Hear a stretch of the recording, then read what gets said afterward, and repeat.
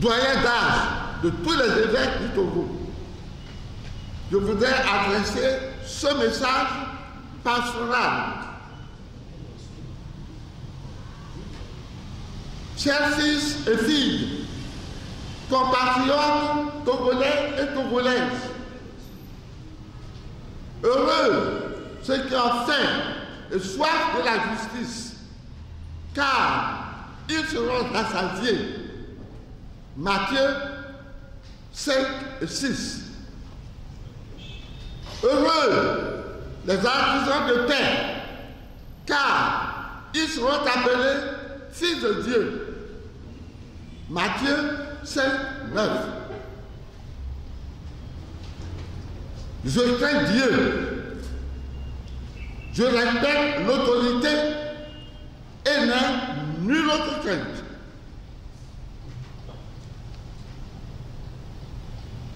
Saint Paul disait, alors, qui pourra vous séparer de l'amour du Christ? La détresse, l'angoisse, la persécution, la faim, le dénuement, le danger, le glaive. En effet, il est dit, car pourquoi qu'on nous massacre sans arrêt? C'est pourquoi qu'on nous massacre sans arrêt, qu'on nous traite en brebis d'abattoir. Oui, j'en ai la certitude. Ni la mort, ni la vie, ni les anges, ni les principautés célestes, ni le présent, ni l'avenir, ni les puissances, ni les hauteurs, ni les abîmes, ni aucune autre créature, rien ne pourra nous séparer de l'amour de Dieu qui est dans le Christ Jésus, notre Seigneur.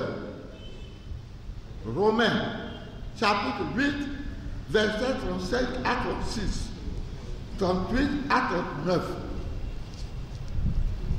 Je prends la parole publiquement ce matin au nom de ma foi de pasteur et de mon espérance de citoyen togolais pour plaider sincèrement en faveur du bien commun pour notre pays, le Togo, ainsi que pour ces différentes populations en ce moment critique de notre histoire où le risque de la destruction du pays par l'affrontement et la violence semble imminent.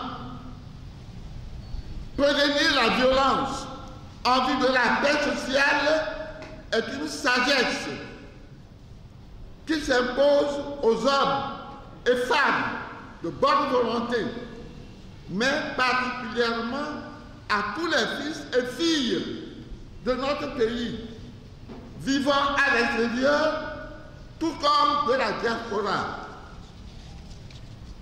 En effet, à la veille des élections législatives annoncées pour le 20 décembre 2018, la tension qui manifestement monte à travers les villes et les contrées de notre cher pays pourrait être annonciatrice de graves épreuves pour la paix et la cohésion nationale.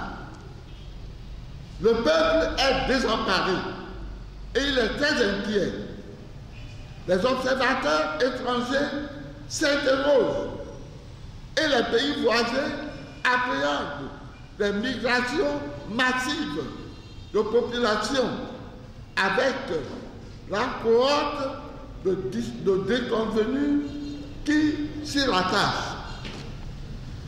Des pans entiers de l'économie de notre pays encaissent la fuite des activités commerciales. Cette fin d'année, période où précisément certaines sociétés réalisent leur meilleur chiffre d'affaires.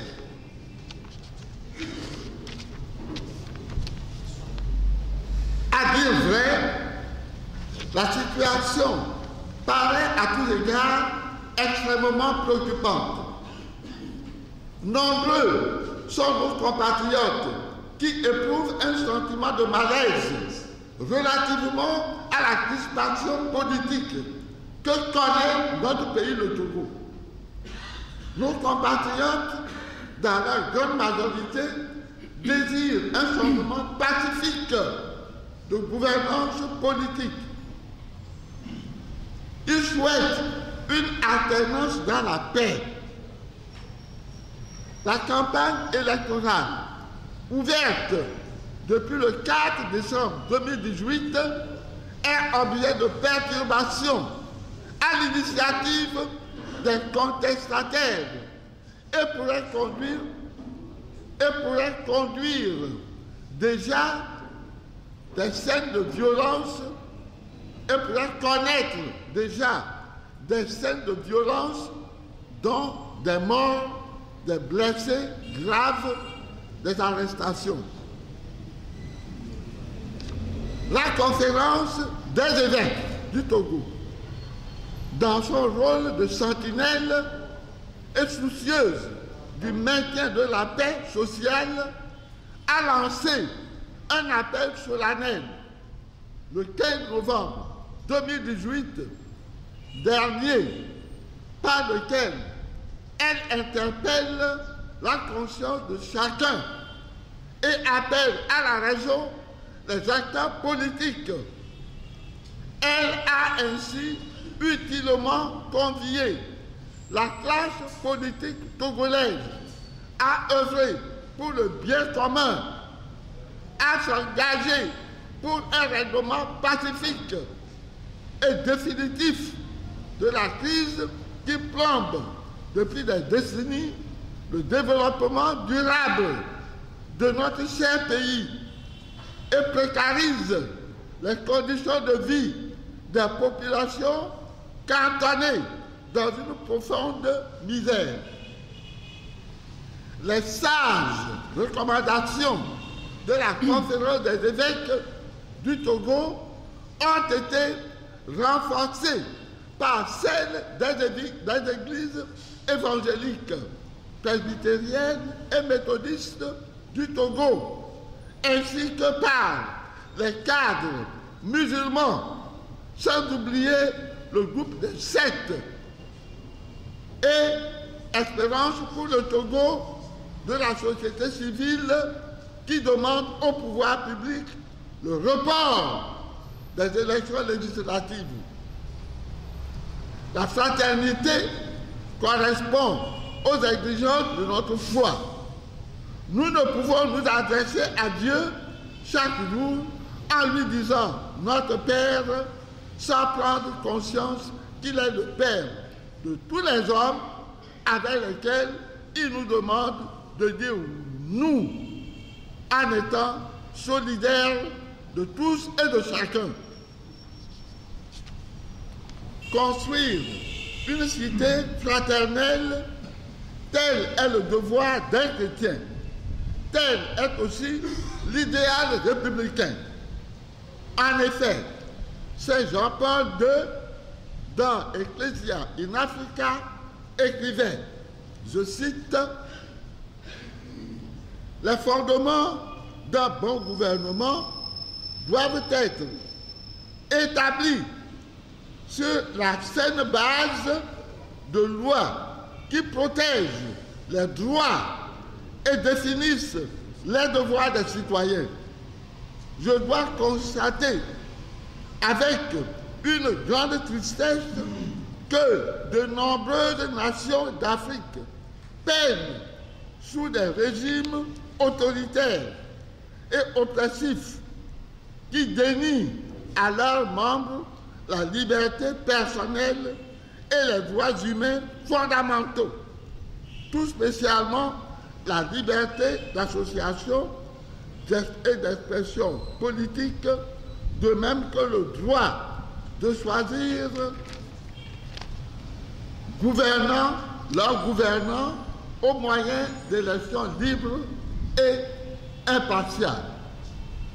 de telles injustices politiques provoquent des tensions qui dégénèrent souvent en conflits armés et en guerre civile, avec de graves conséquences, comme des famines, des épidémies, des destructions, sans oublier les massacres et la tragédie scandaleuse des réfugiés. Numéro 112 de Ecclesia in Africa. Qu'il me soit permis de rappeler qu'en 2005, j'avais organisé une marche silencieuse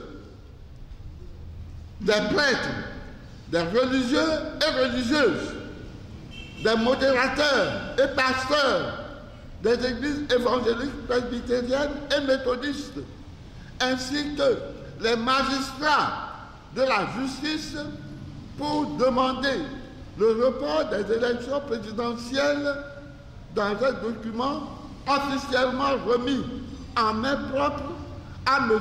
Abbas Bonfo, assurant alors par intérim le rôle de président de la République.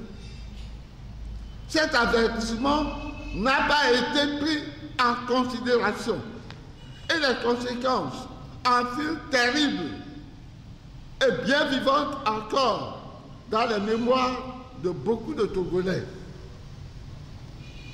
Je m'associe donc à mes frères dans l'épiscopat, dont je suis le doyen d'âge, et en vertu des hautes fonctions que j'ai dû accepter et assumer dans l'intérêt supérieur de notre nation, pour réitérer l'interpellation de tous les hommes de Dieu des différentes religions à son Excellence Monseigneur Faure Gnassingbé, chef de l'État, en lui disant paternellement ceci: Excellence, Monsieur le Président de la République, cher fils que j'aime autant que tous les autres fils et filles que le Seigneur a confiés à ma sollicitude paternelle et pastorale, laisse-moi te dire que tu as aujourd'hui la grâce de présider aux destinées du peuple togolais. Je voudrais te demander, implorant le grand Dieu, notre Père très miséricordieux, en toute humilité, d'user courageusement de toutes tes prérogatives pour proposer un nouveau calendrier réaliste et consensuel en vue des élections législatives. Le 20 décembre 2018 ne saurait être imposé par qui que ce soit comme une date fétiche au détriment du bien commun et de l'intérêt supérieur de la nation togolaise. Chers fils et excellences, Monsieur le Président de la République, s'il te plaît, je ne saurais te voir endosser la lourde et terrible responsabilité d'une seule mort de plus. Chaque vie humaine étant sacrée, le Seigneur Dieu ne saurait rester indifférent à une énième effusion de sang des fils et filles de ce pays. Bien chers fils, je ne voudrais plus rentrer dans les détails de l'histoire liée aux réformes politiques et institutionnelles qui s'imposent et que la conférence des évêques et les différentes hiérarchies des différentes confessions religieuses te demandent. Chers fils, avec tout le respect que je te dois, la meilleure solution que je propose est d'accueillir l'alternance politique comme une réalité normale et salutaire pour toute la nation. Tu auras le grand mérite d'avoir sauvé le peuple congolais de la grande violence aux conséquences indescriptibles. Il n'est pas trop tard de bien faire. Je t'encourage à aller dans ce sens de la sagesse pour le bien de nous tous. Que Dieu te bénisse et qu'il t'éclaire. À l'opposition et aux autres organisations de la société civile, je demande ceci: dépassionner le débat en vous tenant résolument au service de l'intérêt général du peuple dont vous dites incarner la volonté. Je vous félicite et vous encourage pour l'option pacifique dont vous avez héroïquement fait preuve jusqu'à maintenant. Tenez bon et allez au large. Que Dieu vous bénisse. Ma sortie médiatique de ce jour ne doit avoir qu'un seul sens dans l'esprit de tous les Congolais. Le cri paradoxal de désespoir et d'espérance d'un prélat octogénaire qui en a marre d'assister impuissant aux querelles intestines et byzantines de ses enfants et petits-enfants. Ô Marie, Notre-Dame des sept douleurs, redoublez votre compassion maternelle pour que votre divin Fils, malgré tout, nous vienne en aide, console tous les cœurs blessés, guérisse toutes nos douleurs par l'abondance de ses bénédictions lors de son avènement parmi nous à Noël toute proche. Maranatha. Mes sincères condoléances aux familles des défunts. Prompt rétablissement aux blessés. Que le Seigneur, dans sa miséricorde, accueille dans son royaume nos frères tués. J'ai pris parole aujourd'hui en ma qualité de doyen de la conférence des évêques du Togo, en ma qualité d'ancien président de la conférence nationale souveraine exigée par tout le peuple et par l'Église et avec la permission du Saint-Siège, et encore en ma qualité d'ancien président du Haut Conseil de la République.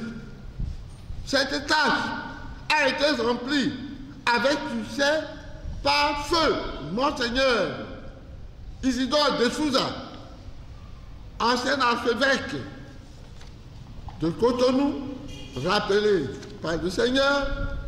Cette tâche, la même que j'exerce aujourd'hui, a été assurée difficilement mais avec succès par Laurent Mozengo, en ce moment-là évêque de Kisangani, mais actuellement devenu le cardinal Laurent Mozengo de la République fédérale du Congo. L'Église a accepté qu'en des moments où notre laïcat chrétien n'est pas suffisamment mûr pour prendre la responsabilité et défendre les causes justes sans courir trop de danger, que des évêques le fassent. C'est le principe de solidarité.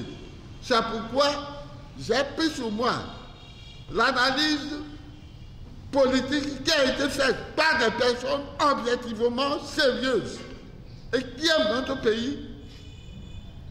J'assume tout ce qui a été dit là-dedans, même s'il y a des points qui méritent d'éclaircissement et qu'on ne trouvera pas de personnes courageuses pour venir les éclairer. Moi, je ne peux pas éclairer, mais je dis que cette étude a été faite objectivement. Eh bien, j'assume cela, comme j'ai assumé tous les documents de la conférence nationale souveraine qui m'étaient apportés chaque jour.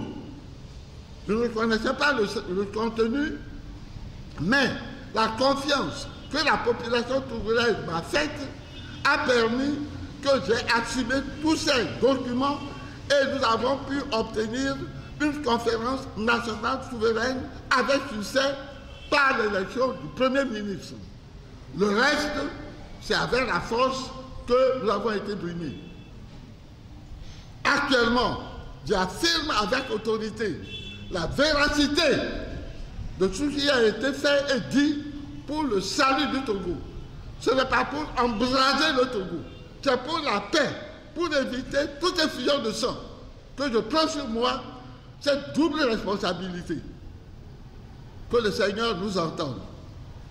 J'ai un point que j'ai omis, c'est-à-dire que j'ai souhaité, depuis longtemps déjà, que dans notre hymne national,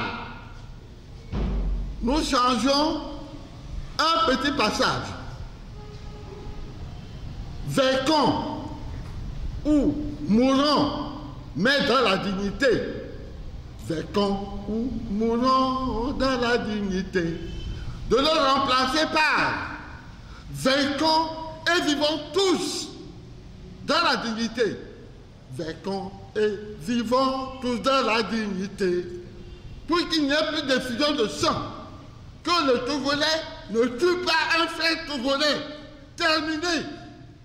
Cela, c'est un message que j'adresse haut et fort à nos frères de l'armée.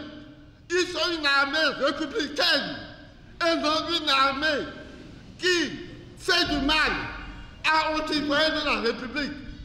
Son rôle est d'aider au développement du pays par la technique, par le génie civil et autres, et de porter secours aux autres pays en danger en défendant réellement les faits de l'étranger.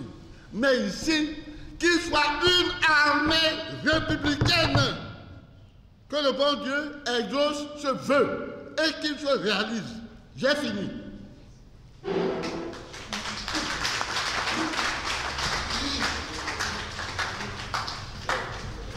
Chers journalistes, chers invités, nous venons